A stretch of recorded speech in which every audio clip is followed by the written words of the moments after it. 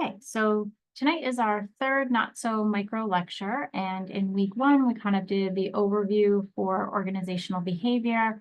And in week two, we had a great session that was definitely longer than our 15 minutes, but we had a great session from Lisa Spicola in the library, and she walked through a lot of article searching and database information. So hopefully that was helpful. So this week, we are going to talk about source inclusion. And what am I talking about? So in week two, you worked on your annotated bibliography where you found your sources and wrote some kind of blurb from them, whether it was paraphrased or direct copy, bullets, or paragraph form. However you did it, you took information from the sources and put them into an annotation. So in week three, you're moving from the annotations to an outline. And we'll talk about that briefly at the end, but I wanted to go over some information that I think will be helpful based on what I was seeing in the bibliographies. So APA style in-text citations. This was not a huge issue in week two. I did make notes about it in the week one case assignment, even though it may or may not have actually applied to what you were doing if you had in-text citation, more about thinking towards the future to the lit reviews, I made some notes. So there's two main types of in-text citations, right? So you have your narrative and your parenthetical. I don't make the rules on these. I just have to relay them, right? So with the narrative rules, it is a little bit quirky, but basically you are giving the author or authors' names or et al. Remember, if you're kind of used to a previous edition of the APA manual, previously you had to list all the authors the first time they appeared in the content. You don't need to do that if it's 3+ authors. You just use et al. From the very first citation. And the two authors, you put and one author, obviously just the name. If there are two authors in a narrative citation, you have to use the word and, like and. In a parenthetical citation, you're going to use the ampersand. So these are, the kind of an example here telling you how to put this information into your paraphrased content, or if it's a direct quote. Remember, direct quotes, a lot of you did this at some point on something, but if it's 40+, I think I noted this in the annotated bibliographies, if it's 40 or more words, you have to move it to a block format. So make sure you're checking that out in the APA manual. If it is 39 or less words, then you can include it right into the content. The little bit quirky rule here for the narrative citations is that the first time the narrative citation appears for any source in one paragraph, it includes the year. So like I have here, the author and the year of publication. For every subsequent mention of that same source in that same paragraph, you do not include the year. It resets with every paragraph and it resets with every source. So even if you have two Smith and Johnsons, but they're two different sources, it would be, you look in APA on how to differentiate between them, but it would be for each time, the first time for each one of those, and then subsequent mentions in the same paragraph, no year, new paragraph, that rule resets. So a little confusing there, but something to kind of get used to and do one of those visual checks for. Right, any questions or thoughts on this before we move forward? Yeah, Dr. Bildu, I do have a question about it. I mean, trying to follow it, I joke around, but I feel like I need my attorney to follow along with the APA. How would I possibly know to look for something that I don't know to look for? Yep, so good. So that's a great question. I try to always give you page numbers to kind of reference and look for. The APA manual is very overwhelming, and luckily, I think this so far is the most friendly version, user-friendly, but it's still a lot. And, being honest, there are things that some days I just can't remember. My mind cannot hold all of it. And I might look it up at 9 in the morning and I might be looking it up again at 2 because I can't remember what it said. And I'm trying to, make sure a student has it right. The best thing to do is there's a whole section on citation. There's in-text citations and there's actually a reference listing kind of section. To go to those, review the basics for the in-text citations and for the reference list too, but we'll talk about that in a minute. And then when you write however it comes and however you put it in there, but then at the end, just go back and check all your citations and make sure that they adhere to whatever the rules are. This will start to come more naturally, but if you don't start really focusing on it now, it's going to hinder you later, because then when you're trying to write chapter 2 and it's 50 pages and you're still trying to figure out, wait, 1 author, 2 authors, it's more difficult to move through. So Jason, there's no magic wand. I wish I could give you some great answer for that. Yeah, I guess the other component of that is not the in-text citations, but the actual references at the end. Yep. I think I have the format correct for the beginning part, when you're doing the author and then you're doing the title, but then after that, between the publisher or if it's a journal, it just goes haywire, and I don't know when you're supposed to be including page numbers and volumes and this and that, and it gets very confusing. And I look it up too, and I still can't make sense of it. I hear that. So I'm going to talk about the reference listing in a few minutes, and I actually have links that I gave to some of you in the notes for your feedback, but I will pull them up here as well. So let's talk about that when we get there, because that's it. Everybody's in the same boat. That's the other thing. This isn't like, well, sorry, Jason, you just got to figure it out. Everybody's in the same position. It's not something that we use anywhere else in life unless you're a writer and this is the style you use, but it's difficult. So the question is, though, that if everybody's in the same boat and nobody knows who, somebody has to actually know who's the one that's kind of the arbitrator of what's correct and what isn't. I know the rule book is there, but who's actually looking at it? Everybody needs to. So if you don't have your copy of this, mine sits by my desk. It's something you have to use it. The style guide online has gotten much better, but I use both. I think this is really helpful to have, and then to also kind of supplement when you're trying to go get something quickly in the style guide. This is where I don't make the rules, but for academic writing, you have to follow them. Dissertations some schools might use a different style, and when you write articles, sometimes they want Chicago style or Associated Press style, or there's other styles that you can use, but APA is most common for journal articles. And some of you might be thinking, yeah, but I don't plan to publish a journal article later.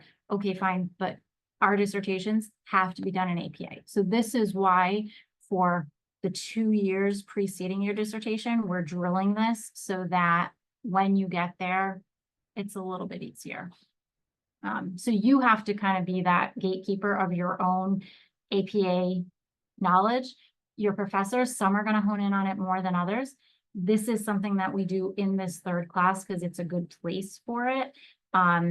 You will see varying degrees of enforcement as you go, but you have to be that gatekeeper, because when you get to your dissertation, your advisor is going to require all of this. All right, let's go to the next slide. All right, so in-text citations a little bit more here. This is that rule that I verbally kind of dictated a few minutes ago about the, year, the first narrative citation, et cetera. Parenthetical citations that have more than one source in them. So if it's Smith and Jones is one source, you still write Smith and Jones. You don't have to flip it and put Jones first. It's Smith and Jones. That's fine. He's the first author or she's the first author. But if it's Smith and Jones and Belansky, well, Belansky, not and, but second source, Belansky has to go first. Citations are always listed in alphabetical order. They are not listed chronologically. They're always alphabetical, and that goes for the reference list and in-text citations.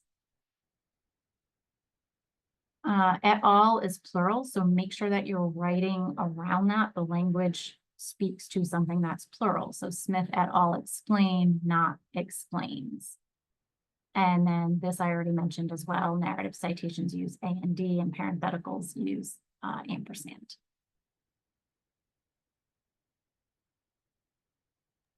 Sorry, before you move on, I have a quick question, just a clarification. So for the second box where it's saying the parenthetical citations, Yep. so this is if even if it's not two different sources, it's, like maybe multiple authors in one source. Nope. Okay. No, that's why I said if it's Smith and Jones, you don't change it to put Jones first. You leave the Okay. first author as the first author, so it's Smith and Jones. But if it's Smith and Jones and then another source is that Belansky, B's got to go before the Smith and Jones. So, Okay. Makes sense. and narrative citations typically work better in chronological order. It depends how you're using them and how you're presenting the information. There's not a clear rule on narrative citations, so I tend to put them in chronological. Jason, this is another one of those fun things about APA. Some of the rules are very clear, some are vague, and some things there's no rules about, and then you kind of have to guess what it should be, so. All right, so secondary work citations. So this is, if it's not a primary source, then it's a secondary source. For your dissertation, you will be focusing mostly like 99% on primary sources, but sometimes you can't find it, you can't get a hold of it, it's no longer in print, whatever. Or sometimes you just can't find it. So if that's the case, then what do you do? So in an article you're reading by Jones, 2017, it says 23% of dogs have brown spots. They cite Smith, 2015. You can't find Smith. So what do you do? So for your in-text citation, it's usually best to say something like, according to Smith, 2015, 23% of dogs have spots as cited in Jones, 2017. So you're giving them both credit, but you're telling the audience where you found it. You didn't find it in Smith, you found it in Jones. And then for end of work citation, your reference list, Jones is the one that you cite. You do not cite Smith because if you did not physically, digitally, whatever, read the source, then you don't cite it. A bibliography is different. A bibliography you cite you list in the bibliography any article, book, resource, whatever that you looked at and read to maybe use, but then some you didn't cite in text. Reference listings, APA, and dissertation format, a reference list only includes things that are cited in text that you actually read. So Jones gets cited, not Smith. Go ahead, Jason. So just to clarify that, so a lot of times we're reading like peer-reviewed journals and stuff, and like for example, we're reading about theory, and you'll see 3 or 4 different authors in the theory, but it's not the author of the work that I'm reading. So do I reference both? Is that what you're saying? Yeah, so like if it says, if you're reading about motivation and they reference Herzberg, you would say Herzberg, blah, blah, blah, as referenced or as cited in Jones, 2017. I'm glad you asked the question though, because one thing I do want to clarify, for coursework, I do not require that you go and find the primary source. You don't have time for that in a 7-week course and trying to get stuff in on a Sunday. Like there's no time to go find primaries. Do you want us referencing all of it though? Yes, you have to tell me it was Herzberg referenced in somebody else, but you don't have, I'm not requiring that you go find Herzberg. Okay, I think I got it. And I think most faculty are going to have that same, lax requirement for coursework. Some might not, so double check, or they may tell you whatever the case may be. But generally, for courses, I don't require it. There's just not enough time. And then for dissertation, I would come back to, if you were my advisee, and say, hey, you gotta, like, what happened here? Where's Smith? Did you find it? Is it out of print? Whatever. What is the situation? It's because it's not that you can't have any of that in a dissertation, but the majority should be primary sources. The heavy majority, most of them. All right, so transitional expressions. So this has not been something yet that you've come across, but you are going to start to need transitional expressions. So what is this? So this is a way to help organize your information without having one line, Jones 2017, line 2, Jones 2017, line 3, Jones 2017, line 4, Jones 2017 said XYZ. It's a way to kind of link oh no, I'm sorry. I just got ahead of myself. That's connected. Sorry. Transitional. Let me jump back a second. Sorry. Transitional is when you're trying to jump from source to source, but need some transition. So some popular or common transitional phrases would be in addition, however, moreover, see also, like this other source, both these two sources say this, but blank did acknowledge, or, future studies. So it's you're transitioning your thoughts within a section, but, it's different in most cases, it's different sources. Sometimes you're bringing back the same one, but you're trying to move from one to one. The reason I include this is because sometimes students have trouble coming out of an annotated bibliography. It's like they have a point from this one and a point from this one and a point from this one, and they all relate to the same thing. So they want to put them in a section, but it's choppy. It's like this one said, this one said, this one said, as opposed to kind of making it flow a little better. So that's the purpose of transitional expressions. Questions on this? All right. So now, sorry that I confused everybody that first time. Connected language is what you're using so that you don't have 3 parenthetical citations in a row and a narrative citation from the same author. So how can you make this flow a little bit more without all these citations? So on this one, I actually will read it. So you can see Bass and Avolio's 1994 full range leadership model provides a theoretical framework for leadership and describes various leadership styles and their effectiveness in motivating employees. Included within the model is a description of laissez-faire leadership, transactional leadership, and the 4 components of the transformational leadership style. The 4 components include, and then what they include, the model suggests that leaders should engage more frequently in the active style of transformational leadership to be effective, and end with the parenthetical. So it is clear to the reader that all of that information in that paragraph came from the same place, as opposed to wondering like, did we just veer off? Are we talking about another source, or, what is this? So making sure the language is connected so that when your reader looks at it, it's clear where that information is coming from. Thoughts or questions on this? Okay.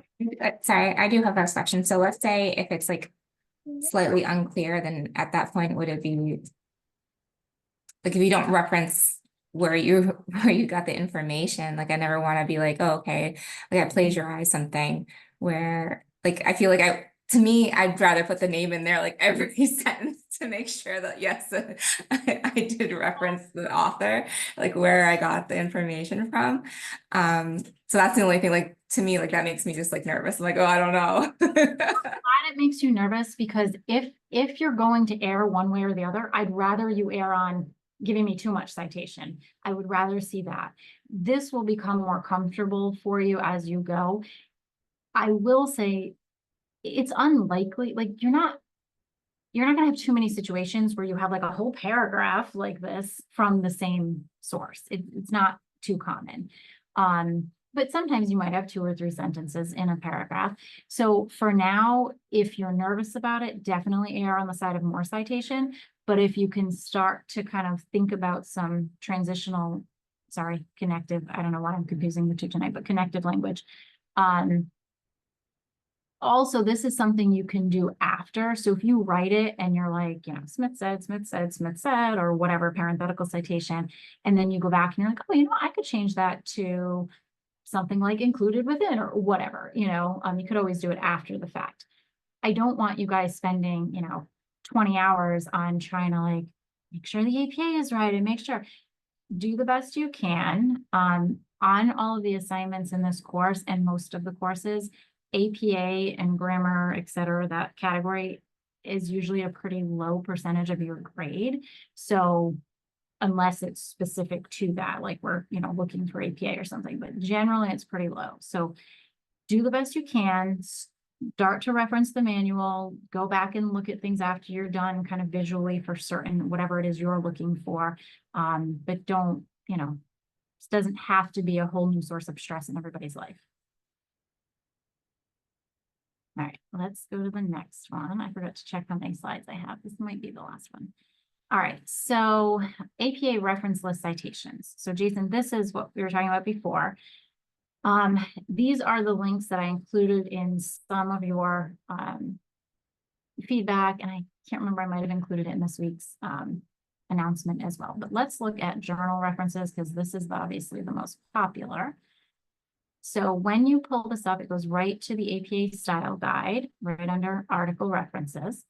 And everyone can see this, right? The APA style guide. Okay, good, thank you. So this is something, Jason, you're going to get the same visual in the APA manual. I don't know, sometimes it's easier. Should I be seeing your screen right now? 'Cause I'm not. Yeah, can you see the APA style guide? I can see it. I might just have the screen hidden. Hang on a sec. Thank you, Kelly. Um, I'm going to keep going if you. okay, yeah. So, it's hard sometimes to tell what you're looking at. Like, okay,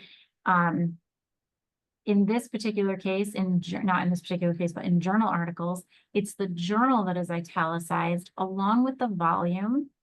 So it's kind of like you have to be looking, okay, that's italicized. The indentations, it's easy for us to overlook something, to your point before, if we don't know what we're looking for. It's like, oh yeah, I got everything. Oops, wait, I didn't even pay attention to the fact that the first line is not indented. The subsequent lines are indented. Some people had it reversed. Some people indented the first line and not the subsequent lines.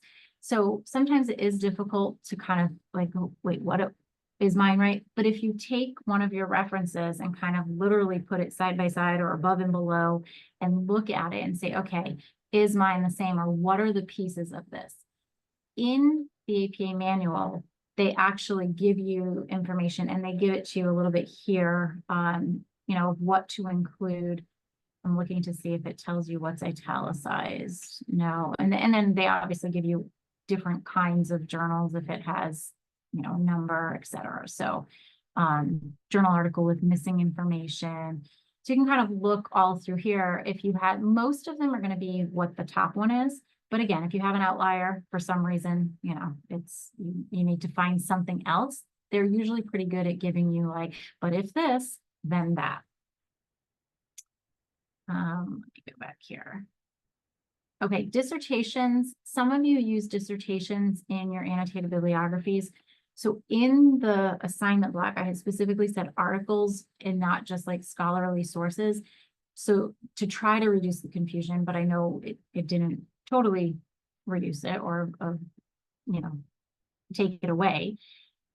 Dissertations, while they are scholarly, are not peer-reviewed. So they are not considered, scholarly peer-reviewed sources, and they are not articles. You can take your dissertation and turn it into an article, but I would really suggest, if you're looking for scholarly work, if you have a dissertation or two here or there in the big scheme of things, it's fine. But most of your work that you look for should be articles from journals, peer-reviewed scholarly journals, not trade journals. They have to be academic journals. And, how can you figure out if that's what you're looking at? So you can Google, is this, there are lists as well. There's an Australian list, there's Cabell's list, there's different lists. I would be less concerned with that right now. Typically, if you're finding it in a database or on Google Scholar, it's going to be an academic journal. So here, though, just in case if you have a dissertation or a thesis, APA does tell you how to cite it. So that information is here. And then once in a while, you come across conference proceedings or presentations that you want to reference.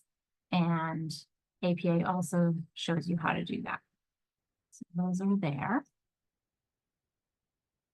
think that might be my last slide. Oh, no, that's right. I put this in here to remind myself because I almost forgot. Okay, so literature review outlines. I actually don't have anything on this slide because I have them open for us to look at. In this week's You Learn, in the assignment, so we are in week 3. Sorry, not in the assignment, I lied. It's in the Not So Micro lecture, which I will release either tonight or probably tomorrow after this video comes through and I get it. So I have examples for you of a literature review outline and an actual literature review. So I'm going to pull those up. Here is the outline, and I've given you some helpful information here, but this is the example 1, and this is basically what a literature review looks like, an outline for a proposal. I'm not requiring an abstract or anything else. I was just kind of showing you what this ultimately looks like. So for a proposal, these topics might look like this, where you have this kind of outline. This is, sorry. Okay, so a dissertation outline is basically your table of contents, what it really comes down to. But what we are focusing on really is the literature review piece of this. So here's what it looks like in the proposal, and then here's how it changes. This is like apples to apples. The proposal literature review piece, and then the dissertation literature review piece. So you can see it's expanded a little bit, but you have like transformational leadership.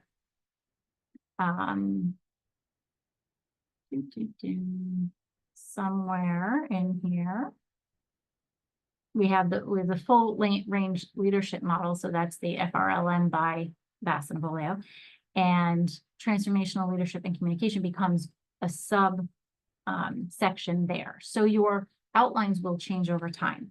What you are going to be doing in week 3 is taking your annotated bibliography and turning it into an outline. So any major themes that you're finding from your articles, in week 2, you segmented by source. In week 3, you're going to segment by topic to make that outline. And you're going to, in each section, so if one of your sections is how leadership impacts employee performance, let's say that's one section. In that section, you're going to pull any relevant points from any of your annotations from week 2. Not every source has to appear in every section, but there should be at least 2 per section. Sometimes there will be more. If all of them happen to appear in a section or 2, that's fine too. But I don't want you to feel like you have to get all 6 sources into every section. That's not how it needs to be done. So you're going to have these sections outlined, and then you're going to pull in the relevant pieces or points from those annotations. When you bring in those points, some of you used in-text citations in your annotations. That's going to help you because when you bring in the point, you're bringing in the citation. If you didn't do that, totally okay. But when you pull the bullet from the week 2 assignment to stick in the outline for week 3, make sure you write yourself a note or stick a citation in right away, because again, that's just going to make it harder if later you have to go through and reread it and be like, oh shoot, which one did that come from? Now I have to match them up again. So it just makes more work for you in the end. I'm going to stop sharing my screen for a minute. I'll take any last questions on anything for this before we stop recording. Oh, go ahead, Jason. Oh, no, go ahead, go ahead. I was going to ask, so I know we have a requirement of 4 to 6 head-ins. If for some reason the 6 articles that we used for our bibliography, if those don't necessarily kind of translate into 4 to 6 unique head-ins, are we expected or able to go back and find more? How do we approach that? Sure. So if you collected articles that relate to the research question that you selected, you should be able to do at least 4 headings that, it doesn't have to be 6, it can be the 4 that are fairly unique or that you can kind of make work, if you will. the reason I say it like that, like make it work, is because there's no right or wrong answer. It's how you develop a section and then how you justify putting particular points or sources into that section. So if you need to go and get additional sources, you are absolutely permitted to do that. But I don't want this to turn into another week too, where you're having to spend all the time searching for these new articles and figuring out what's relevant. So really try to use what you have, unless there were a few cases where I said to some of you, I'm not sure how these articles even relate to this research question. So in those cases, you might have to go find something, but I'm going to go to Jason, then I'll go to Adrian, but Tosin, did I answer that for you? Yes, you did. Thank you. Jason, go ahead. Yeah, I think you might have answered it. So the themes and the topics for the outline we're coming up with based on our research. Is that what you're saying? Yeah. Yep. Okay. And I didn't read the assignment carefully yet. Is it 6 you want, or fewer, more? Are you talking about for the number of headings? Yeah. So for this week, you are doing, I have to remind myself because I can't remember. So it's 6 articles into one package and 4 to 6 major headings. Yep, Okay. Okay. All right, Adrian. So 2 questions. The first one is, I know you mentioned no dissertations, or that's not really recommended. What about books? So I kept coming across a lot of people who referenced a book because it seemed foundational. Like that's kind of where I was doing servant leadership, right? So there was a book that was written that everyone kept referencing. I couldn't get access to the book per se, but in the case that I do for future references, are books okay in that instance? I'm really glad you brought this up. A lot of great scholars have written wonderful books, but as we can see from our textbook, books, there's no like criteria, if you will. So books are not peer reviewed. They're edited, but they are not considered peer reviewed. Books are one of those things you want to stay away from, just like trades, sources and dissertations and everything else. Can you have some books in there? Absolutely. You can have, I'd say if you wrote a 40-page literature review for chapter 2, and you had 2 book sources in it, okay. But I wouldn't go more than that in 40 pages. Now, talking about foundational or seminal work, so most of those people that are considered seminal in their field, so, I keep going back to Herzberg today because that's where my mind is, but there's so many of them. So if you find something like that, most of them have articles. So they have written books, but most of them you're going to find articles. Now, if you're talking about somebody like Frederick Taylor or something that's, a little bit older, Drucker wrote a ton of books, right? But you will find articles. If you have to go back, Frederick Taylor's coming to mind because it's just an older source, it might be a book, but most of them you're going to find articles for. Okay. And then the second question was, so for the assignment this week, are you just looking for the table of contents, the headers, or are you looking for actual, like how we're going to start working in content from our articles that we found into those headers? All right, good question. Let me go to the assignment in 1 second, but because you brought up headers specifically, this is also at the bottom of the example sheet that I get. No, not the example, the outline, it's the outline example, not the lit review outline, lit review example, sorry.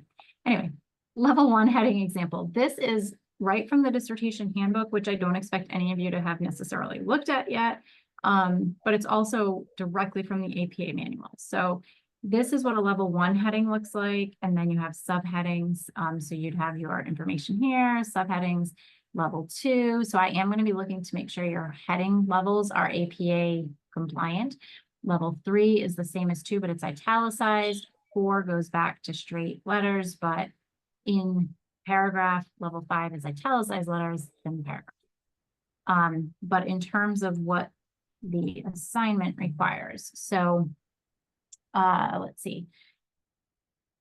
Adrian, can you ask me your question? Oh, you wanted to know if I wanted content in the sections. Is that what you Correct, yes. Thank you.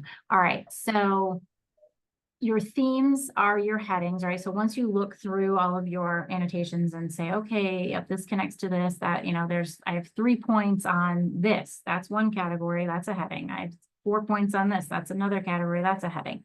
So once you do that, you're going to organize your themes into an outline, and the outline takes on the format of headings and some subheadings. Within each section and subsection, place citations and relevant notes from the corresponding articles.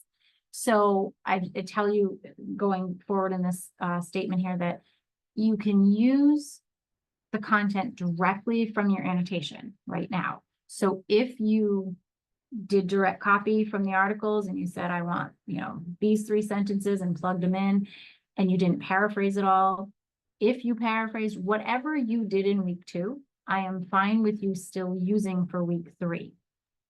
Sorry, I have a question on that. Kelly, yes, go ahead.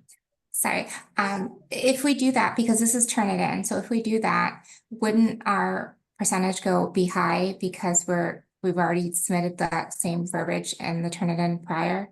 Yeah, so I think I have this one set as a resubmit. Okay. Positive on that, I can check that right now. But either way, that I'm not worried about that, especially if a percentage comes up. I don't just look at the number and go, oh, well, oh, it's showing me, okay, not submitted. Wait a minute, why is it showing me your work? Okay. I don't just say, okay, well, your percentage was 48, you failed. I go and look at, well, what is that 48? Is that the whole reference list? Is that this? Is that, whatever? So even if it's not set as a resubmission, don't worry about that right now. I don't know. I'll have to look and see, because I don't know where it tells me that. I have to figure that out. I don't know.